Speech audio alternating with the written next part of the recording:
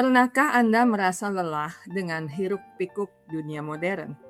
Kita seringkali terjebak dalam perlombaan yang tidak ada garis finishnya, mengejar karir, validasi di media sosial, atau menumpuk materi. Namun anehnya, justru di puncak pencapaian itu batin kita malah merasa hampa. Kita merasa asing baik dengan diri sendiri maupun dengan lingkungan sekitar.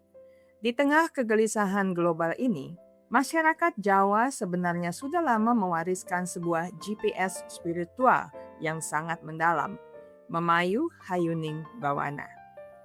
Jika kita bedah secara sederhana, Memayu artinya memperindah. Hayuning berarti kesejahteraan atau kecantikan, dan Bawana adalah alam semesta. Jadi ini bukan sekadar ajakan untuk membuang sampah pada tempatnya atau menjaga lingkungan secara fisik. Lebih dalam dari itu, ini adalah sebuah panggilan jiwa, sebuah komitmen untuk menjadi agen harmoni yang menyelaraskan diri kita dengan jagat raya yang luas ini. Mungkin Anda bertanya, bagaimana cara memulainya?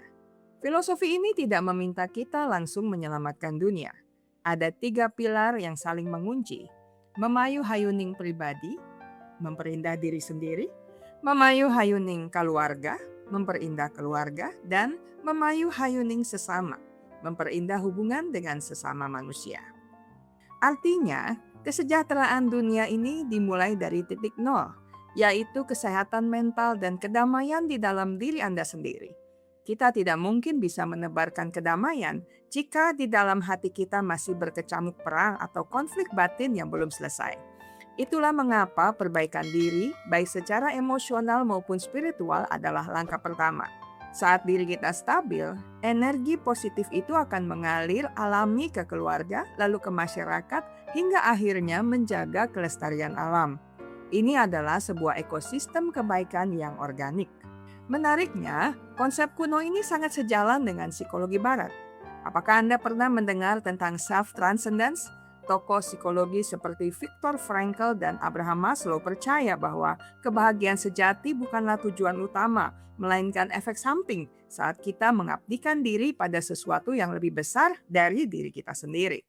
Saat kita mengadopsi semangat Memayu Hayuning Bawana, kita secara otomatis keluar dari penjara narsisisme dan ego yang seringkali menjadi akar kecemasan dan depresi.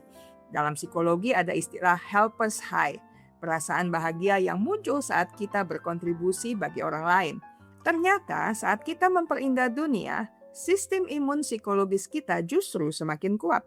Selain itu ada kaitan erat dengan eco-psychology. Intinya sederhana, jika alam rusak jiwa kita merana. Dengan merawat alam dan harmoni sosial, kita sebenarnya sedang membangun ruang aman agar jiwa kita bisa tumbuh subur. Kita bergeser dari mentalitas ingin menguasai menjadi mentalitas ingin berkontribusi. Inilah yang disebut Martin Seligman sebagai pilar utama well-being atau kesejahteraan psikologis. Kapan kita paling membutuhkan filosofi ini?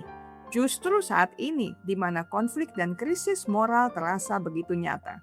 Di tempat kerja, saat persaingan terasa tidak sehat, filosofi ini mengingatkan kita bahwa sukses tidak boleh dicapai dengan menjatuhkan orang lain atau merusak lingkungan.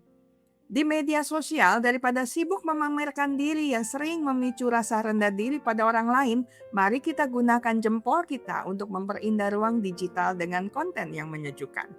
Bahkan di tengah krisis iklim atau ekonomi, Memayu Hayuning Bawana memberi kita keteguhan hati. Kita tidak perlu memikul beban seluruh dunia sendirian. Cukup lakukan bagian kecil kita dengan sebaik mungkin. Di tengah konflik, jadilah oase yang menenangkan. Siapa yang harus mulai? Jawabannya adalah kita semua. Terutama Anda, para orang tua, pemimpin, guru, dan siapapun yang peduli pada kesehatan mental. Bagi Anda yang saat ini merasa hidupnya hampa atau kehilangan arah, cobalah mulai dengan satu pertanyaan sederhana setiap pagi. Hal kecil apa yang bisa aku lakukan hari ini untuk membuat dunia di sekitarku jadi sedikit lebih indah? Mungkin sesederhana memberikan senyuman tulus kepada kasir minimarket, mendengarkan curhatan teman tanpa menghakimi, atau menanam satu tanaman di halaman.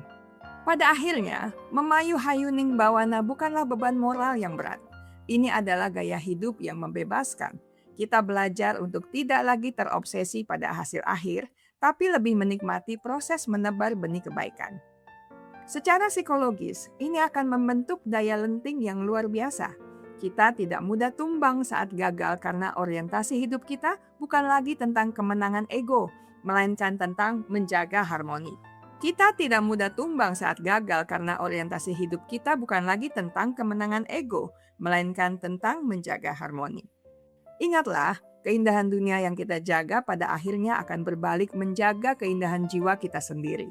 Kesehatan mental bukanlah tujuan yang statis, melainkan sebuah tarian harmonis antara diri kita, sesama manusia, dan alam semesta dalam satu irama yang agung, indah, dan abadi. Sampai di sini dulu. Kita akan berjumpa lagi di minggu depan dengan video menarik lainnya. Terima kasih untuk kesetiaan Anda bersama channel Bahas Psikologi. Jika Anda merasa video ini bermanfaat, silakan like, share, dan subscribe ke channel ini untuk mengakses konten menarik lainnya. Ingat baik-baik, kesehatan mental Anda sangat berharga. Jagalah, pertahankanlah dengan sekuat tenaga.